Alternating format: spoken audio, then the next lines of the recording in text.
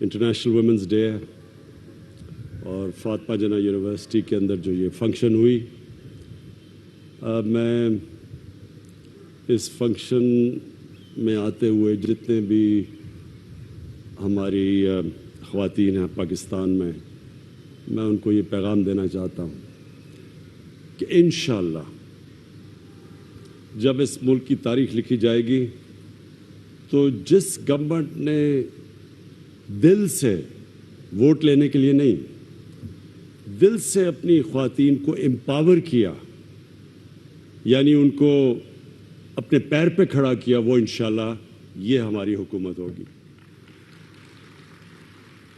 سب سے پہلے میں آپ کو ایک بہت عظیم مسلمانوں کا اسکالر تھے جن کو ابن خلدون کہتے تھے، یہ ماڈرن ہسٹری کے باپ سمجھے جاتے ہیں۔ آج سے 800 سال پہلے انہوں نے ایک بات کہی تھی، انہوں نے کہا میں نے جتنی بھی قرآن شریف کا مطالعہ کیا ہے،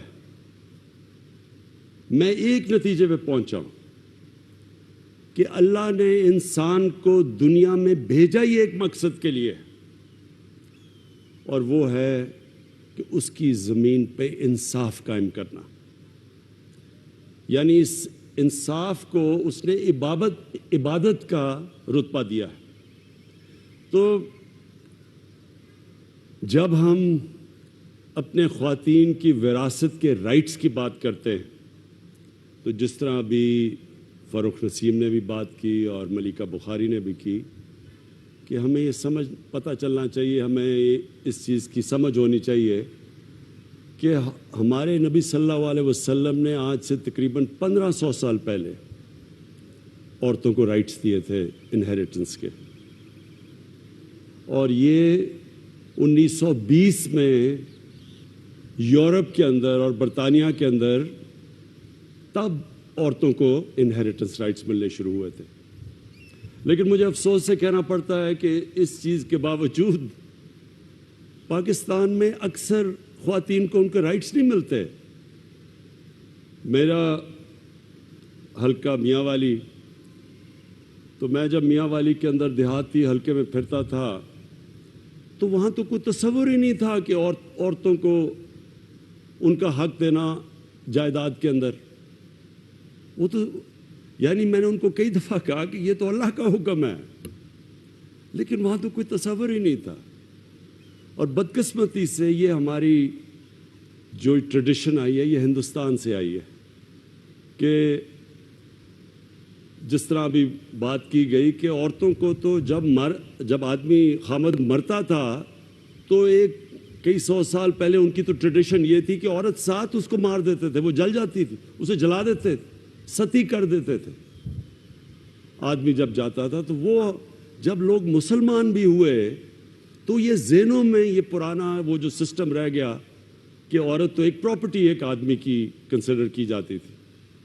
تو لہٰذا اس وجہ سے یہ ہمارے ابھی انہوں نے جو فاروق نسیم نے بات کی، آپ جس طرح ساؤتھ چلے جائیں جو فیوڈل سسٹم ہے، یہ فیوڈل سسٹم کے اندر عورتوں کو رائٹس نہیں ہیں، اور اس لیے یہ ہم نے قانون تو بنا دیا، لیکن اب یہ سارے معاشرے نے اس کو امپلیمنٹ کروانا ہے۔ اس کے اندر ایڈمنسٹریشن کا بھی کام ہے، اس کے اندر ہماری خواتین کا آپ سب نے شعور پیدا کرنا ہے۔ آپ پڑھی لکھی ہیں، آپ کے اوپر زیادہ ذمہ داری ہے کہ آپ شعور پیدا کریں کہ یہ اب قانون اجازت دیتا ہے ہمیں انفورس کرنے کے لیے۔ تو یہ ایک تو مجھے اس کی بڑی خوشی ہوئی، کیونکہ میں ہمیشہ سوچتا تھا کہ اللہ نے کبھی موقع دیا تو سب سے پہلے میں کوشش کروں گا کہ اپنی خواتین کو امپاور کریں، ان کا رائٹ ہے انہیریٹنس کا۔ اس کے ساتھ بڑی میں نے دکھ بھری کہانیاں بھی سنی ہیں کہ آدمی دوسری شادی کرتا ہے، بیوی کو گھر سے نکال دیتا ہے، بیوی کا کوئی رائٹ نہیں ہوتا، کئی دفعہ بچے بھی لے جاتا ہے. تو یہ اس کے لیے بھی پوری ہمیں جدوجہد کی ضرورت ہے کہ عورت کے رائٹس ہیں. ڈیورس کے اندر عورت کو رائٹ دینا پڑتا ہے, اس کے حقوق ہیں, اور اس کے لیے بھی ہمیں انشاءاللہ جیسے جیسے شعور بڑھتا جائے گا یہ بھی ہم انفورس کریں گے. اور تیسری چیز تعلیم. عورتوں کی جو تعلیم کے اوپر ہمیں زور دینا چاہیے تھا وہ نہیں دیا ہم نے. میں نے زندگی میں کامیابی حاصل کی اس کی بہت بڑی وجہ میری والدہ تھی. میری والدہ پڑھی لکھی تھی اور ایک تو میری والدہ کو ان کے باپ نے ان کو وراثت میں حقوق دیے, ان کو پراپرٹی ملی. دوسرا کیونکہ ان کو پڑھایا ہوا تھا, پڑھی لکھی تھی, تو مجھے کھیلوں کا بڑا شوق تھا, سپورٹس کا بچپن سے شوق تھا. تو اگر وہ مجھے ہوم ورک نہ کرواتی میں نے کبھی پڑھنا نہیں تھا, کیونکہ عموماً جو سپورٹس مین ہوتے ہیں وہ پڑھتے نہیں ہیں, کیونکہ ایک آپ کو اوپر پہنچنے کے لیے آپ میں جنون ہوتا ہے. تو وہ جنون جب آپ کو ایک چیز سے ہو جاتا ہے تو ایک ہیومن مائنڈ جو ہوتا ہے وہ دوسری چیزوں پہ کانسنٹریٹ نہیں کرتا. تو وہ میری والدہ کو آج بھی میں کریڈٹ دیتا ہوں کہ وہ زبردستی جو مجھے ہوم ورک کرواتی تھی, اور وہ کیونکہ وہ پڑھی لکھی تھی. تو یہ جو اللہ نے مجھے کامیابی دی اس میں بہت بڑا میری والدہ کا ہاتھ تھا. تو میں اب سوچتا ہوں کہ وہ گھر, اور وہ اتنے زیادہ گھر ہیں جدھر والدہ پڑھی لکھی نہیں ہے, وہ بچوں کو بہت بڑی ڈس ایڈوانٹیج ہے. اس لیے ہم نے اپنے احساس پروگرام میں, پہلے تو میں یہ آپ کو بتاؤں کہ احساس پروگرام 98% جو پیسہ ہم ڈسٹریبیوٹ کرتے ہیں, جو اب تک تقریباً 500 ارب روپیہ ڈسٹریبیوٹ کر چکے ہیں, وہ عورتوں کے تھرو کرتے ہیں. 98% احساس کا پیسہ خواتین کے ذریعے ہم بانٹتے ہیں. اور دوسری چیز جو ہم سٹائپنڈز دیتے ہیں, ہم جو بچے اسکولوں کے اندر نہیں پڑھ رہے, لڑکے اور لڑکیاں اسکولوں سے باہر ہیں, ہم زیادہ پیسہ دیتے ہیں جو سٹائپنڈ ہے کہ اگر آپ اپنی بچی کو پڑھائیں گے تو ماں باپ کو ہم پیسے دیتے ہیں کہ اپنی بچیوں کو اسکول میں ڈالیں. اور پھر سے اس کی وجہ یہ ہے کہ جب ایک ماں پڑھی لکھی ہوتی ہے وہ سارا گھر اٹھا دیتی ہے. میرے میاں والی میں جب میں کیمپین کرتا تھا تو وہاں ہمارا ایک عیسیٰ خیل کی تحصیل ہے, وہ بالکل کونے پہ ہے.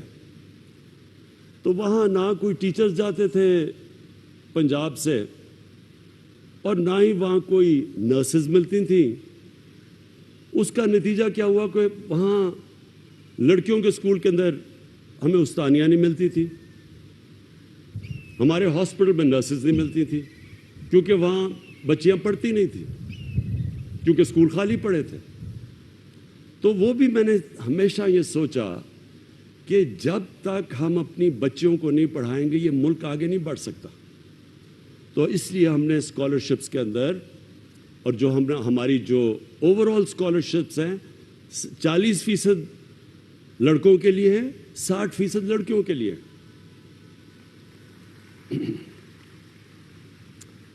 اب میں دو اور باتیں کرتا ہوں.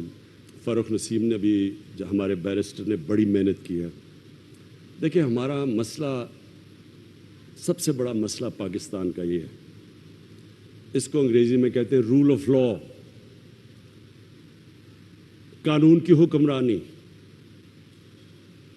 مدینہ کی ریاست کی جب ہم بات کرتے ہیں تو یاد رکھیں اس کی بنیاد دو پلرز, 2 اصولوں کے اوپر رکھی گئی تھی.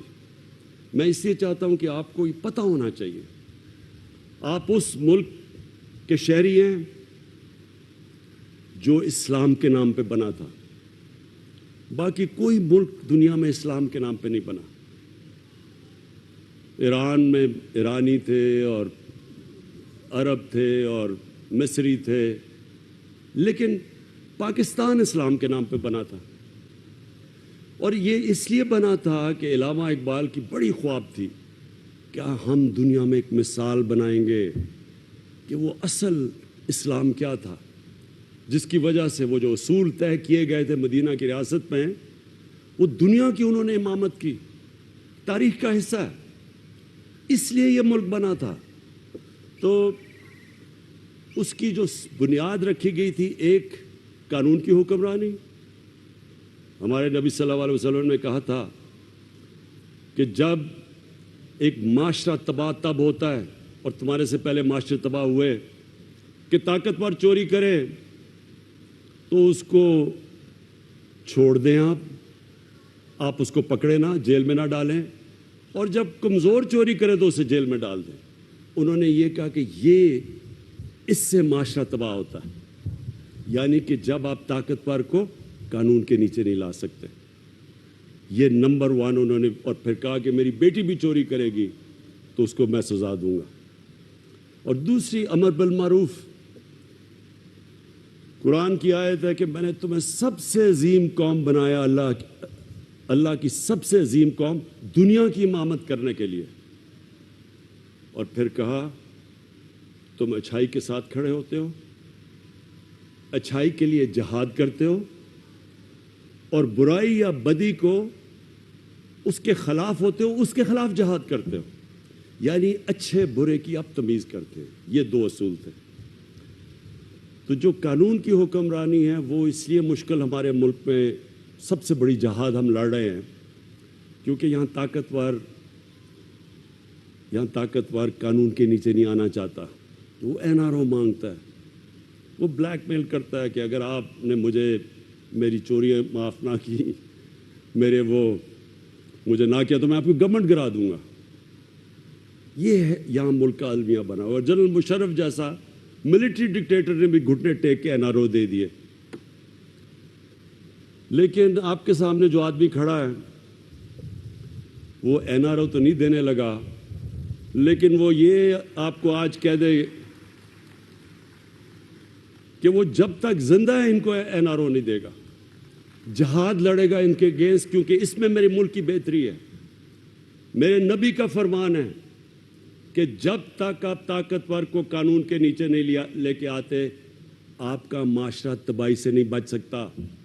آج دنیا اٹھا کے دیکھ لیں، سارے غریب ملک، جس ملک میں غربت ہے وہاں طاقتور چوری کر کے بچ جاتا ہے، کمزور صرف جیل میں جاتا ہے، قانون کی بالادستی نہیں ہے۔ ساری دنیا میں دیکھ لیں، سارے غریب ملک وسائل سے بھرے ہوئے ہیں، لیکن کیونکہ کمزور، صرف چور کمزور جیل میں جاتا ہے، کیونکہ طاقتور چور تو زیادہ چوری کرتا ہے۔ طاقتور چور تو بڑے بڑے لندن میں محلات خرید سکتا ہے، وہ چھوٹا چور تو بھینس چوری کرے گا، موٹر سائیکل چوری کرے گا، وہ تو کتنا نقصان پہنچا سکتا ہے۔ اس لیے ساری دنیا کے اندر آپ چلے جائیں تو غریب ملکوں کی غربت کی وجہ وسائل کی کمی نہیں ہے، وہ طاقتور ڈاکو دندناتا پھرتا ہے۔ اور یہ جو ہم ایکسیپٹ کر جاتے ہیں اپنے معاشرے کے اندر، وہ لوگ جو جرم کرتے ہیں، جو کرپشن کرتے ہیں، ہم ان کو برا نہیں سمجھتے۔ ہم اگر ان کو ایکسیپٹ کر جاتا ہے، معاشرہ اور کرپشن کو ایکسیپٹ کر جاتا ہے، تو یہ سب سے پہلے یاد رکھیں کہ وہ معاشرے کا تباہی کی اس لیے بنیاد بنتی ہے کہ محنت کیوں کوئی کرے۔ اگر میں چوری سے پیسہ بنا سکتا ہوں تو میں کیوں آپ کی طرح محنت کروں، میں پڑھوں، میں اپنے زندگی کے 14 سال پڑھائی میں گزاروں، پھر میں 10-10 9-9 گھنٹے محنت کروں، کام کروں، جبکہ ایک آدمی نہ کام کرے نہ کچھ کرے اور چوری کر کے ڈاکہ مار کے امیر ترین بن جائے، وہ معاشرہ نہیں چلتا۔ اس لیے امریکہ کے اندر وہ کہتے ہیں چوروں کو کہ you can run but you کی ناٹ ہائیڈ۔ اس لیے چائنا کے اندر، جو چائنا عروج پہ گیا ہے، انہوں نے 450 وزیروں کو 6-7 سالوں میں جیلوں میں ڈالا ہے، اس لیے وہ اوپر گیا۔ تو انشاءاللہ یہ جو ہماری جنگ ہے، یہ ہماری حقوق کی جنگ ہے، عورتوں کے حقوق کی جنگ ہے، جو کمزور طبقہ ہے اس کے حقوق کی جنگ ہے. یہ ہیومن رائٹس کی جب آپ بات کرتے ہیں یہ سارے کمزور طبقے کی آپ بات کرتے ہیں. کئی دفعہ آپ یہ تصور کرتے ہیں جی صرف عورتوں کو حقوق, میں دیکھتا ہوں کہ صرف عورتوں کے حقوق کی بات کرتے ہیں. تو تصور کریں نا, ایک غریب گھر ہے, وہ بچے کے کوئی حقوق نہیں ہیں, آدمی کے کوئی حقوق نہیں ہے, لیکن عورت کو حقوق مل جائیں گے. وہ کیسے ہو سکتا ہے؟ حقوق تو اکراس دا بورڈ, قانون آپ کو, آپ کے ملک کے اندر جو عدالتیں ہیں وہ آپ کو رائٹس دیتی ہیں. پھر آپ کا سارا سسٹم آپ کی مدد کرتا ہے, آپ کا تعلیمی نظام. اور انشاءاللہ جو میں نے اپنی پارٹی کا نام آج سے 25 سال انصاف کی تحریک رکھا تھا, وہ ایک جہاد کا نام تھا. 25 سال سے جہاد لڑ رہا ہوں, اور انشاءاللہ مجھے کبھی شک نہیں ہے کہ میرے اللہ نے ہر چیز جو میں نے کی ہے اس نے مجھے کامیاب کیا ہے, اس میں بھی وہ مجھے کامیاب کرے گا. اور شیخ صاحب, آخر میں آپ کو میں صرف ایک چیز سے اپنی یہ بات ختم کرتا ہوں. دیکھیں, جتنا بھی یہ ڈاکوؤں کا گلدستہ ہے, چوروں کا ٹولہ, یہ جتنی بھی کوشش کرے, جو بھی کر لے, جتنی بھی یہ پلاننگ کر لے, اللہ نے مجھے وہ دنیا میں, جب دنیا کی کرکٹ کی تاریخ میں انہوں نے مجھے ٹاپ 5-6 کپتانوں میں رکھا تھا. یعنی وہ سمجھتے ہیں کہ 5-6 ٹاپ کپتانوں میں دنیا کی تاریخ میں میرا بھی نام ہے. تو جو کپتان ہیں شیخ صاحب, یہ یاد رکھیں, کپتان جب میچ کھیلتا ہے نا تو وہ اپنے مخالف کی ہر چیز کے لیے تیار ہوتا ہے کہ اگر وہ ٹاس جیتے گا تو میں کیا کروں گا, میں ٹاس جیتوں گا تو میری ٹیم کیا ہوگی, وہ اگر وکٹ تیز بلائے گا تو میں کون سی بولنگ کھلاؤں گا. یعنی ہر چیز کی, یہ جو بھی یہ مخالف میرے ہیں, یہ چوروں کا ٹولہ, ڈاکوؤں کا پلندہ, گلدستہ, یہ جو بھی کریں گے شیخ صاحب, میں ان کے لیے تیار ہوں. شکریہ.